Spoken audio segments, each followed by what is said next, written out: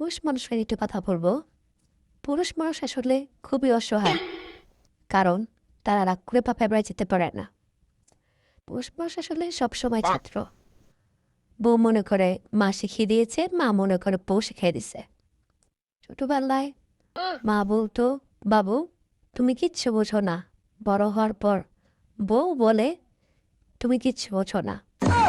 এরপর বাচ্চারা বলে, বাবা তুমি কিচ্ছু বোঝো না।